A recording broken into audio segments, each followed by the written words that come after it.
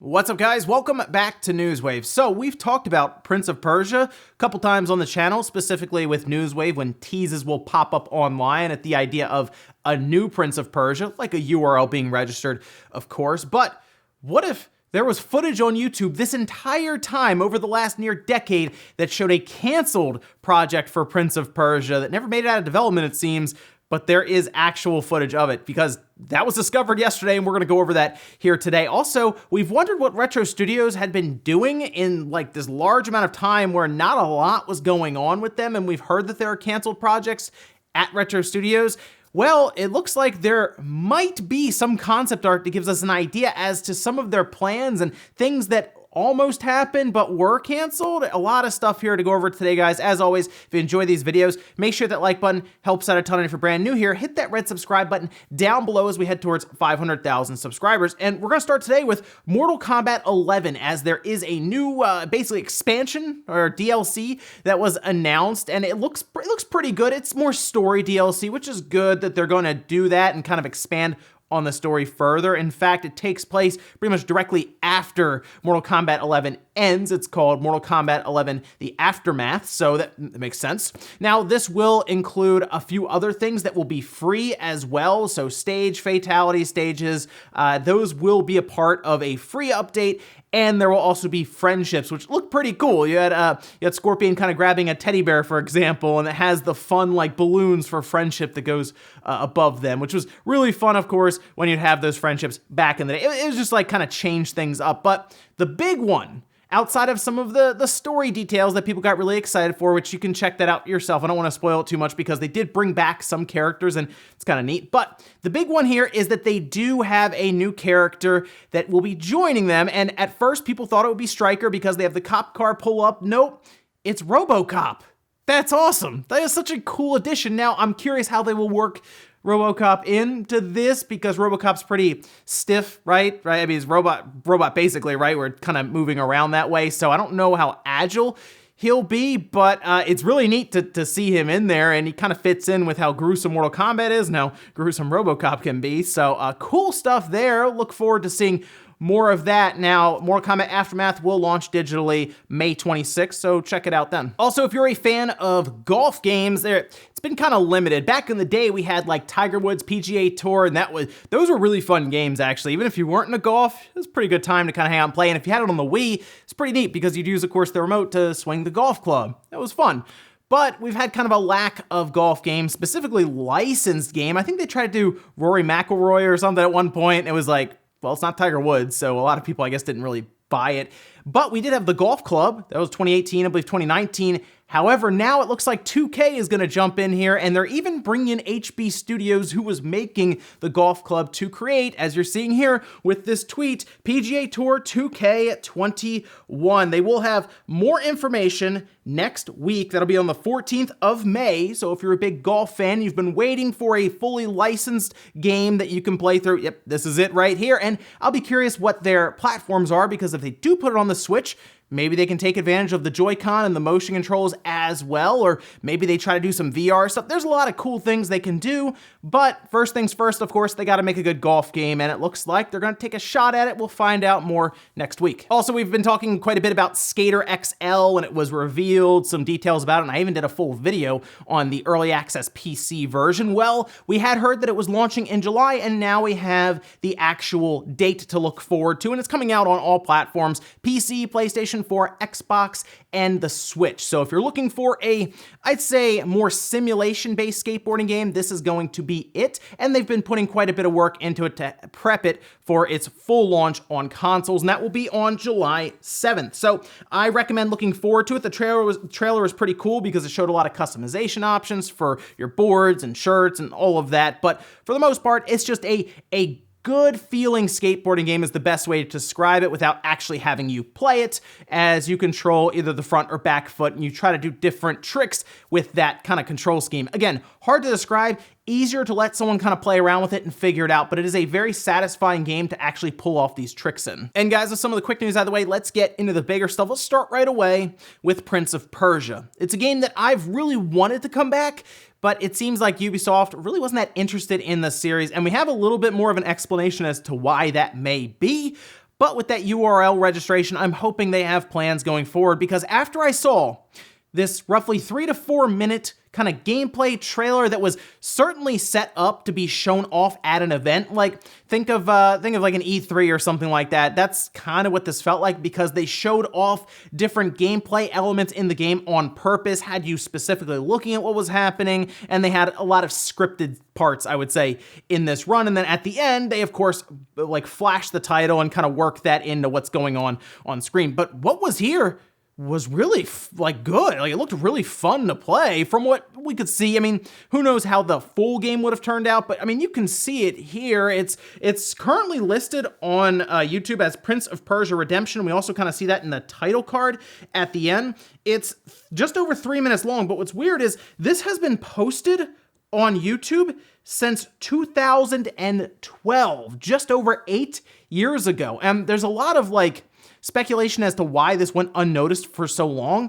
I don't know, because there are comments on there from like over 2 years ago or something that people were spotting of some just saying, oh, wow, this is cool. And just no one shared it, I guess. I don't know. Originally, I thought, oh, maybe it was unlisted or something, or private, and they just put it out there. But like, I think when it's private, it kind of plays around with the date of when it was published. And then unlisted, you wouldn't have really been commenting on it unless you shared that URL specifically. So it's still possible that that's the case, that it was just unlisted. But after Daniel Ahmed spotted it, posted it on Twitter, we did get some comments. You can see them here. This was posted to Twitter where Jonathan Cooper said, wow, haven't seen this in ages. Amazing work from animation director For Honor and team. This target game footage, pre-rendered game pitch inspired our own pitch for Assassin's Creed 3, as they did such a great job making it look like real gameplay. And then he goes on to say, sadly, Ubisoft are generally quicker to cancel Prince of Persia games than other IPs because the original creator, Jordan Mechner, still holds license rights, so the profit margins are lower.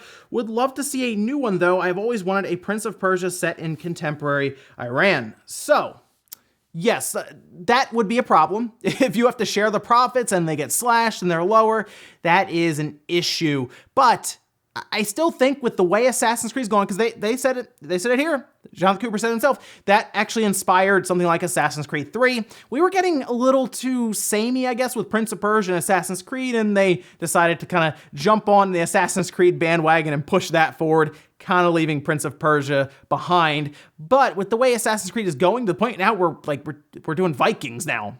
Yeah, you could probably do something with Prince of Persia and they would feel different enough, especially if Assassin's Creed is this big open world style game with Vikings and you have Prince of Persia that looks a bit more, I don't want to say like corridor style, but like streamlined, straightforward. Not every game has to be the Ubisoft formula where we climb a tower, we unlock, an area, and then we go off, do quests, go off, do the same thing, and it's a big open world. Sometimes we like the Jedi Fallen Orders, where we just go through, it's like a 15, 20-hour game or something, maybe New Game Plus, we'll see.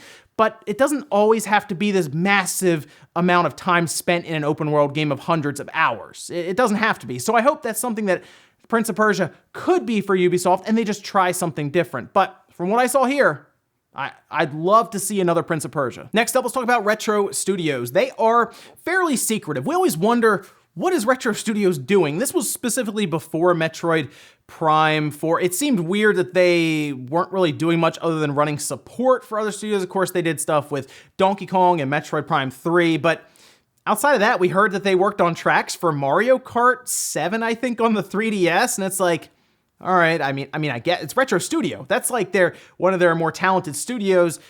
We think that's the biggest thing here. I've always wondered if there are a lot of projects that get canceled because Nintendo looks at them and says, I don't think so. We've heard that there have been projects canceled, even like a singing RPG is a rumor, but now it seems that there is some concept art out there. At least that's kind of the rumor now, but I mean, there's a lot of concept art for just someone just playing around with ideas at Retro Studios. It's very odd, but I'm just going to start showing you a bunch of it here. There is quite a bit, and I'll also link below so you can go through it yourself. But this is apparently from an online portfolio by Sammy Hall, who is a former Retro Studios pre-production artist who was known for previously assisting with the Nintendo Wii titles like Metroid Prime 3 and Donkey Kong Country Returns. Now, what we are seeing here, and this is going to sound crazy, but one of them is a canceled Zelda project. Looks pretty dark, like kind of that mood, kind of like a Majora's Mask almost, where this was somewhere between 2005 and 2008, and it would have followed the timeline after Ocarina of Time, where everything went wrong and it was like a dark timeline, right? That would have been the strategy here, and you would have followed, according to, I guess, the overall project itself, what's described, the last Sheik or the Sheikah, as you would just kind of go through and I guess try to save the world or save Hyrule going that. That is an interesting idea. Like that's very creative and different. I like that direction. Now, it's hard to say why they wouldn't have gone with that if this is all correct and they canceled it, other than the fact that, well, Link's not in it, I guess, so there's no one really to put on the front. That could be why, right? There's not a lot of notoriety there. And then the other project appears to be a Boo project, like the Ghost Boo. Yeah, you would have gone through a game as this character, and they even had like a full world that looked fairly vertical, by the way, kind of neat. And it was described as a handheld game, so most likely that would have been for the DS. These are, of course, like Wii or DS kind of generation games, so it would have been right in there. But interesting stuff to get maybe a window into what Retro Studios kind of kicks around or even pitches. Hard to say if any of this even went into development or if this was them literally pitching stuff to Nintendo, because the word is they pitched their idea for Metroid Prime 4 and Nintendo took it. So who knows, maybe there is some really cool concept art for Metroid Prime 4 that made Nintendo look at them and say, okay, we're going to restart, we're going to go with you guys. They have the creative juices obviously here from what we're seeing, so you never know. But now I am really excited to see Metroid Prime 4 because Retro Studios certainly has some ideas, and now we just have to see if they can actually turn it into a new Metroid Prime game that'll blow us away. Next up, we had an update from EA during their investors call where they talked about the next generation. We, of course, have heard about smart delivery for a few games, specifically Cyberpunk and Assassin's Creed Valhalla will both support this, where you buy it once on the Xbox family and it goes across. Your library will work on the Xbox One, the Xbox One X, S, all of that, and then also the Series X, maybe the Series S coming up, we'll see. But it looks like EA is going to do something similar, which is odd. I thought they were going to be selling a bunch of copies of Madden on all different platforms, the PS4, the PS5, the Xbox One, the Series X, all of that.